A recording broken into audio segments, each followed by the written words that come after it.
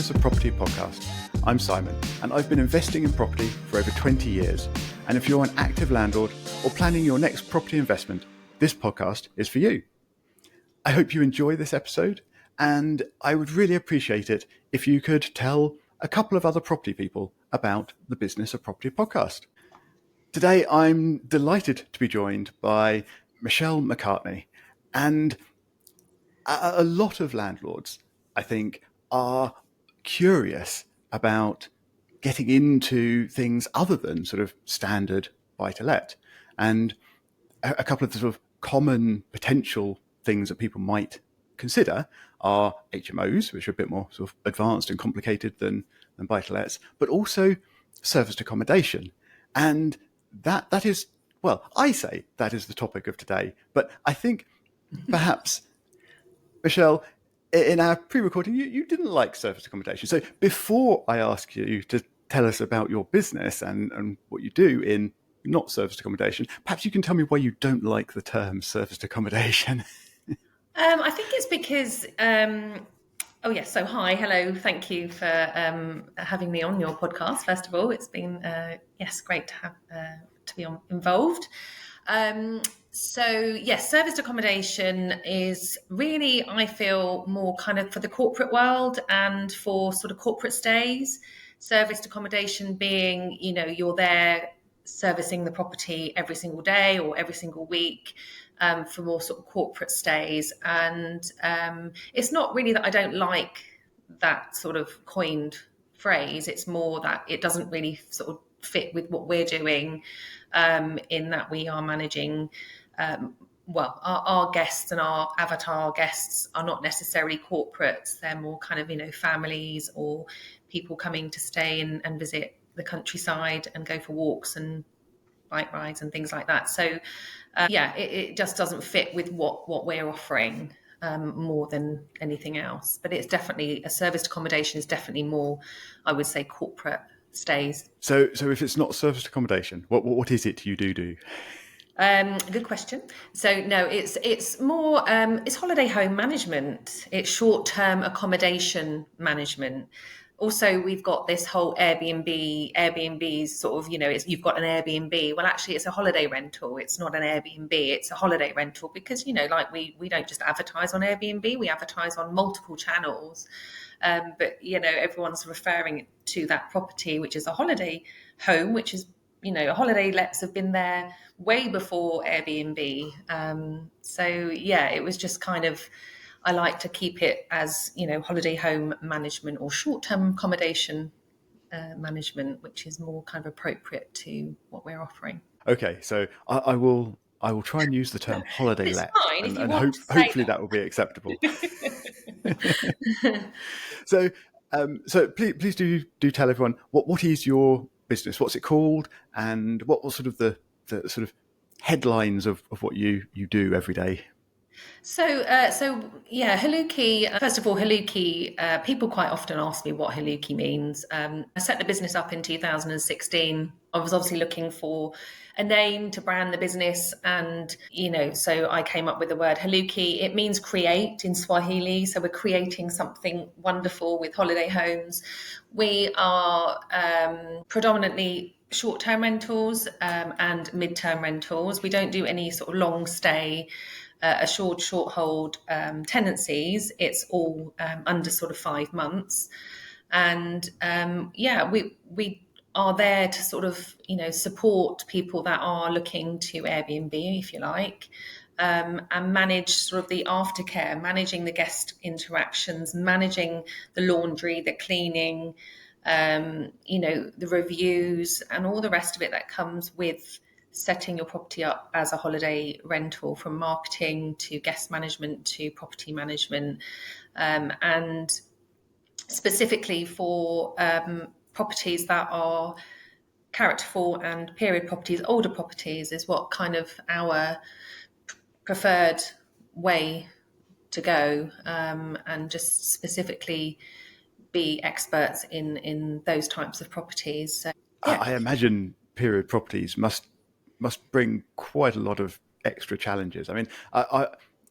I love a good castle. I'm not quite sure if you've got any castles on your books, but that sort of idea in my head is what I sort of think of as period properties, sort of a cottage or Yeah, that kind that of thing. kind of That's just going to be challenging to manage and challenging to even keep warm and things like that. So Yeah, I mean, we have to keep on top of things like that. For instance, we've got one at the moment, we've had to go in and make sure that, we put dehumidify dehumidifiers in because they are a family, teenagers, two bathrooms, showering, although the windows are open, it does seem to cause mold. So we've had to go in and treat that, paint it, refresh it, and then put the dehumidifiers in. You wouldn't get that necessarily as bad in a new build, or if at all, but you do get that kind of thing, and rodents. We get lots of little visitors from mice, so just making sure that mice traps are out, friendly ones, and yeah, just kind of keeping on top of the maintenance. I mean, obviously, there's always something going on.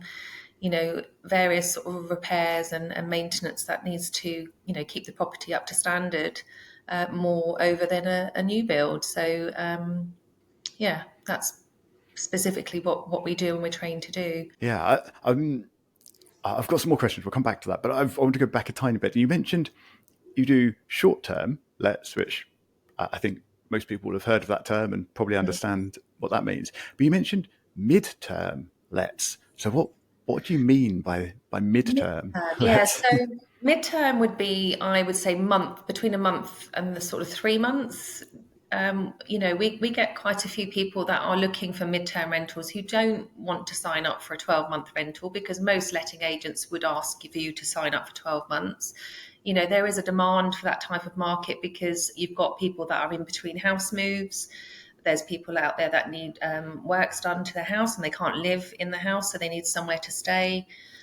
We have people relocating back from abroad and have a stepping stone requirement for a few months before they find their permanent solution. Yeah, so midterm rentals really are, I would say, a month to sort of up to 5 months, but generally what we do is sort of 3 months, 3 or 4 months.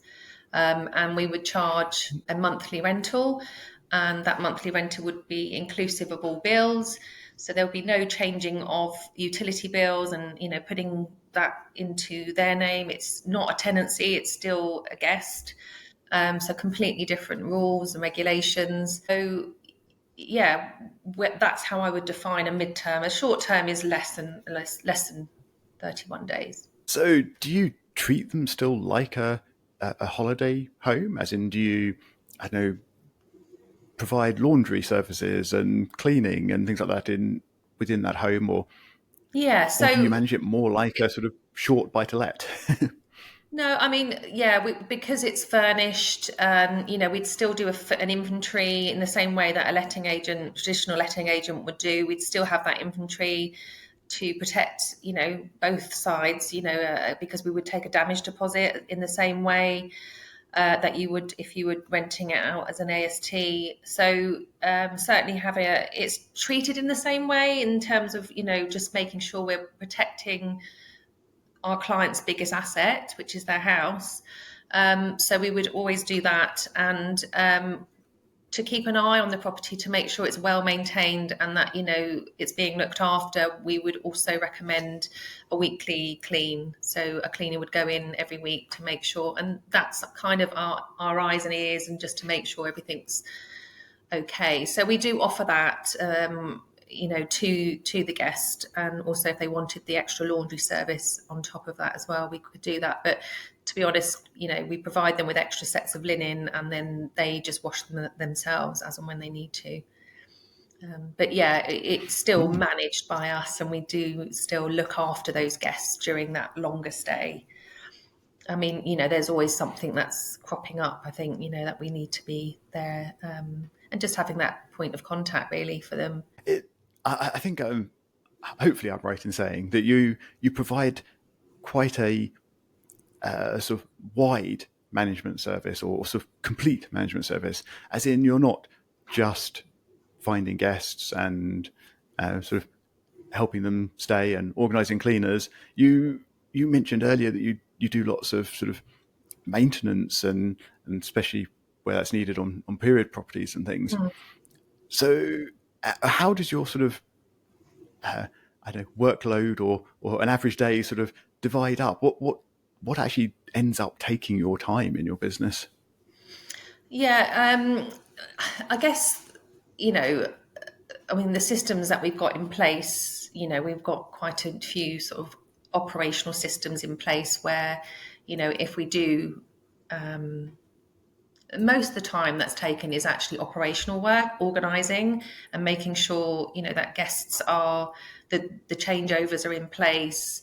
If there is any maintenance, if there's any regular sort of annual gas safety checks that need to be done, that those automations and those emails are going out to the contractors and that they are picking them up and that they are fulfilling that duty. This time of year, we're making sure that the property is becoming ready for Christmas, seasonal things, making sure Christmas trees are going to be set up soon, getting them out the loft, and coordinating that with owners and making sure marketing is geared up for the season. So looking at planning and making sure that, that our marketing is on point for the types of guests that we're looking to attract for Christmas. So there's a lot of that going on at the moment, but yeah, it's every day there's something different that comes in, and it's, that you never know. It's just the type of business that, you're in. You never know what you're going to get. You've got guests reporting things and have a desire for things, and then you've obviously got owners. Mainly though, with owners, we have a portal for them, so they can actually, instead of contacting us, they can just log into the portal and then they've got their answer most of the time. So there's no sort of definitive answer to that. I don't think. It's kind of very broad because no 2 days are the same in property, as you probably know. Especially in property management, you never know what's going to come in. But certainly, my main focus during the winter is operational project management, making sure that we are, putting these projects and systems and improving them all the time, ready for when things start to really become quite busy in sort of the springtime. I'm going to come back to that point in a second, but you mentioned Christmas trees. That just hadn't occurred to me that, of course, at this time of year, I normally think about warning tenants about freezing pipes and making sure they keep things warm and ventilated still and whatever. But you've got to put up Christmas trees in all your properties. I mean, my goodness. Is Christmas a very busy time? Yeah, it is. We tend to kind of do longer stays, sort of, minimum 7 nights. But we do get fully booked for Christmas, and we do like to make it we do check with the guests first, obviously, because not everybody celebrates Christmas in the same way we do. So respectively, we have to check that that's something that they would like in the properties. But yes, I mean, it's just something that we've always done. And yeah, it doesn't take much, does it, to get a Christmas tree out and put some twinkly lights on. But yeah, in terms well, you of obviously haven't been in my house at Christmas time.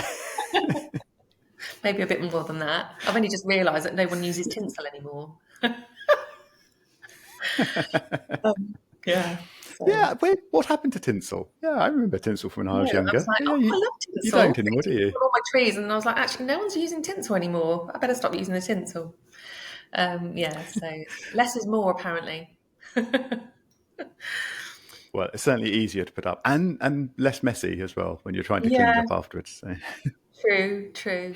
But yeah, so this time of year, Christmas, and also, yes, like you say, winter, boiler checks, making sure heating's working, making sure there's enough logs supplied, because most of our properties have got log burners. Need to make sure we've got enough supplies there for the log burner, that the log burners have been checked for safety and they've been swept.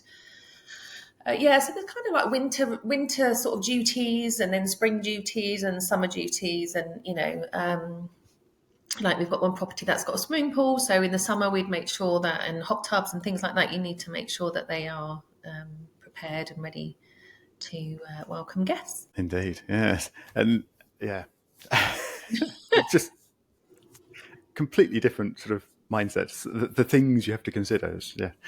So I know that you've got a background in managing quite large long-term let portfolios, and now of course you're managing slightly smaller numbers of properties, but I think far more intensive in the holiday let sort of realm rather than Yes. standard buy to let realm.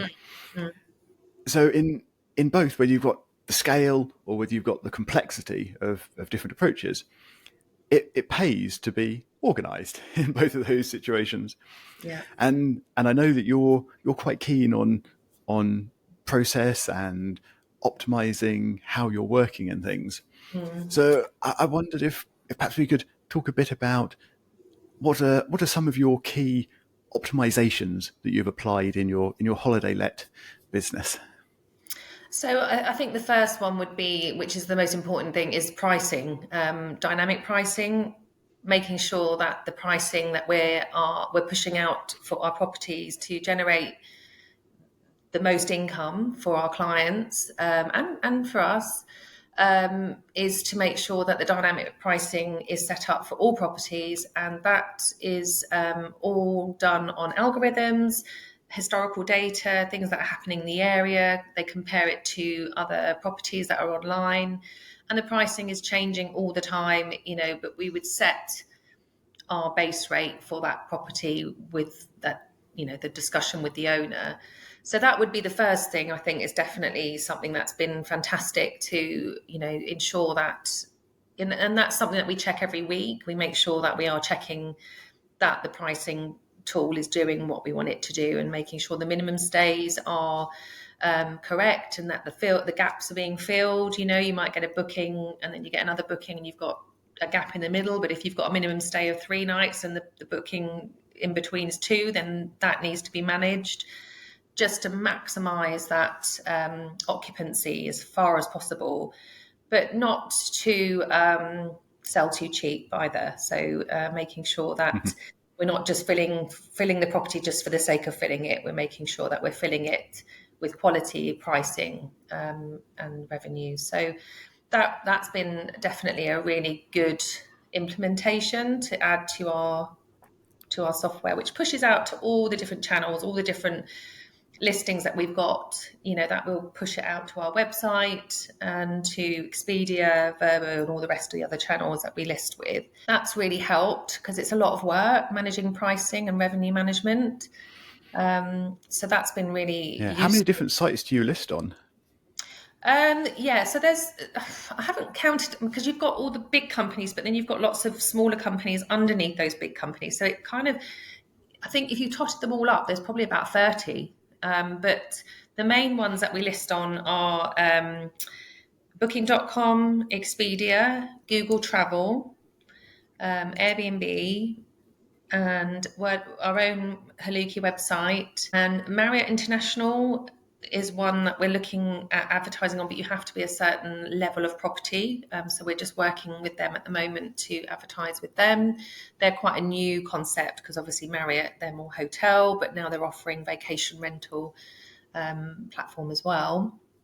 And we advertise on other sort of partnership companies in Sussex. So for instance, there's event companies in the area that they need accommodation for people that are coming to stay. So they're planning their stay, they're planning their accommodation, and then that would link through to us. So there's lots of other ways of bringing in sort of the bookings. That's just an enormous Yeah, list. and I can also understand why you need software to help.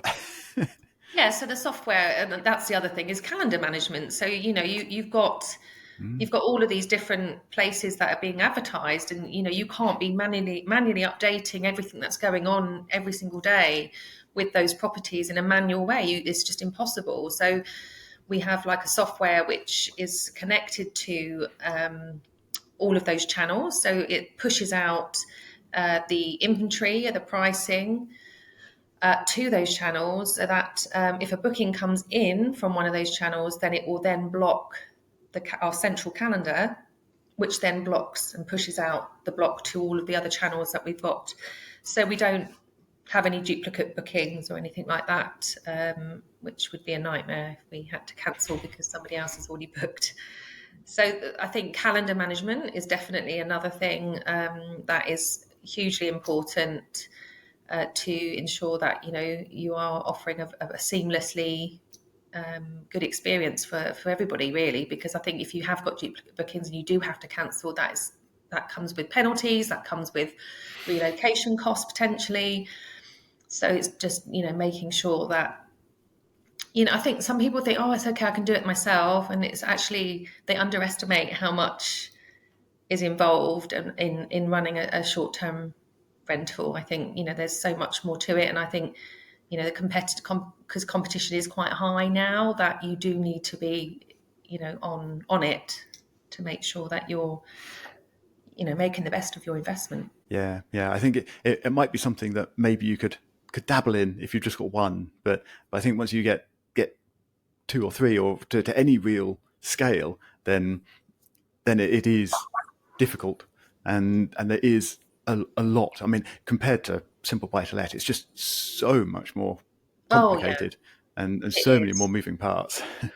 It's a completely different Yeah. model, and that's why I've not. Although my background is in longer term rentals, working, for a corporate company for 10 years in longer term rentals, I could do that. I could set that up, but it's a completely different model. And I think when I moved house 15 odd years ago, and I sold my house, and then I needed somewhere to stay just for a few months before buying the house that I'm in now. I just needed a few months, and there wasn't really a market for it then. And I think at that point I felt that there is a gap in the market, and obviously there is a need for it, and it's been quite rewarding to be able to help so many people to fill that kind of gap before they found their forever home. So it's been quite nice to help on all levels, really. What was that your inspiration for starting your business, or what were there other factors that led you to go down the holiday let route rather than the Yeah, sort I of longer think term lets? I don't know what it was. I think, yeah, maybe that and my experience and just having the freedom of setting my own business up and having that experience and utilizing that. It was a natural transition for me to still continue in property, but actually do something where there's more of a demand. Letting agents, there's loads of letting agents doing traditional lets. And I think to offer something a bit different was definitely my aim. And it has grown organically. We don't just take any property on. I'm very we're careful about what we take on and advertise and manage. Yeah, it's not that I'm managing 200 properties anymore, but we're with the clients that we've got, we want to be able to look after them and continue that really good, because most of my clients have been with me since the start, so I wouldn't want to jeopardize that, and that's why I'm very careful about making sure systems and flow processes are all in place before any additional properties are brought on. And that's what we're really working hard on at the moment. So perhaps just to as a final closing point, then I know you're working on sort of trying to improve your sort of efficiency all the time, and you said you're working on some projects in the slightly slower times over winter. Can you share what it is you're currently working on trying to improve in your business? Yeah, sure. So at the moment, we're working on the property onboarding and making sure that the bringing the client on and they land on our website, to having a discovery call with me, and then knowing what package they want. We offer the three packages, which is market reach, rental care, and property care. We establish what package they're looking for. So we're working on, then once they've decided on that, how we can onboard them in a really seamless way, which works for both them and us in terms of like a clienty type portal, so they know what's happening with the onboarding. There's so much to it when you're onboarding a property, and making sure that everything's all the safety inspections are there. We've got the certificates. We've got, our setup fees paid. We've got the photographer booked in. All those things need to be arranged, and we all need to know who's doing what and when and what stage we're at. So it's almost like a process of that, so that we can all see where we're in on that onboarding process. So that's all being fine tuned. Using client forms that we would go through, which are really kind of comprehensive. Service level agreements, improving on those. Then once that's all done and we've got the property on board, making sure that all the kind of aftercare and everything is all there ready for them and for the owners and for the guests. So that's kind of mainly what we're working on at the moment, is improving that. And property inspections that we have every month, internal forms, making sure that the property inspectors go out using the same forms, and then that data comes into us.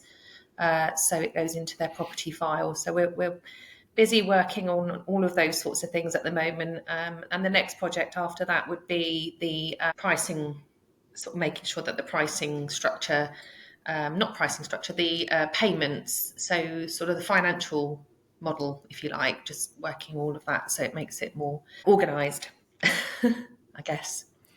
Excellent. I do love a good process, so that all sounds very, very good to me. I'm going to say we use like a software which is like a mapping software called Miro.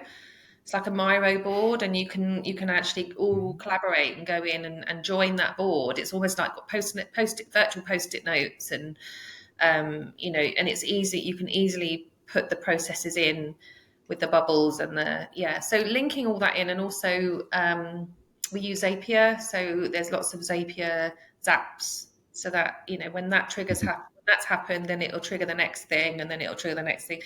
So by using that Miro board, it's really helped with planning our kind of operational procedures, really.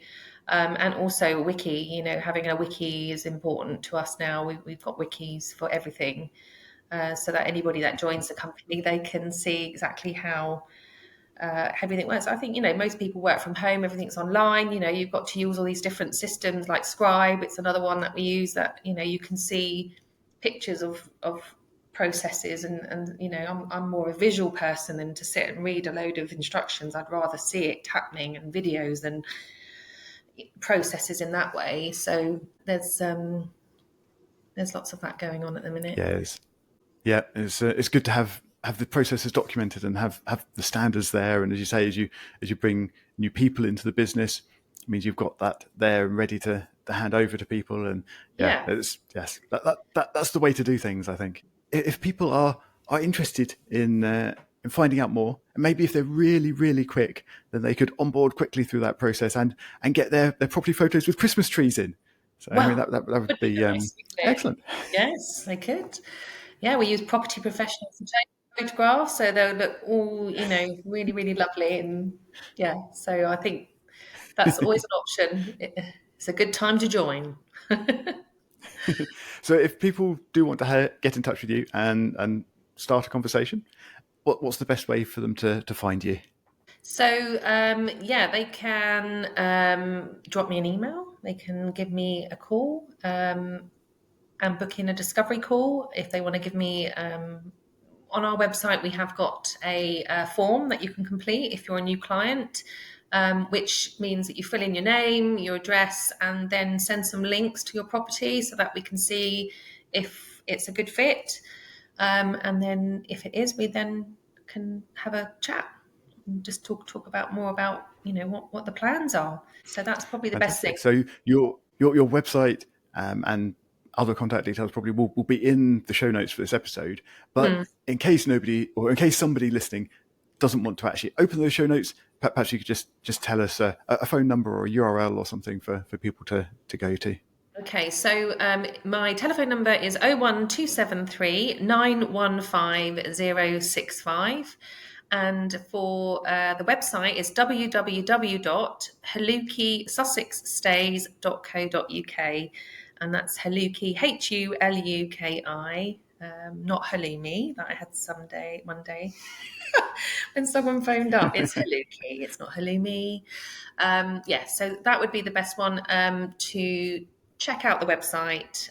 All our contact details are on there, and to complete the new client form for submission for us to have a look at. I think that's possibly the best. But I'm happy to chat to anybody if they want to give me a call and have a general chat about what their plans are. Fantastic. Thank you very, very much, Michelle, for joining us today and for sharing lots and lots of information and knowledge about how you look after and manage your holiday lets, not your service accommodation. And and I wish you every luck with your process updating. Yes, and business generally. Thank you very much. It's been a pleasure to talk to you. Thank you again. And to everyone else listening, I will be back again next week.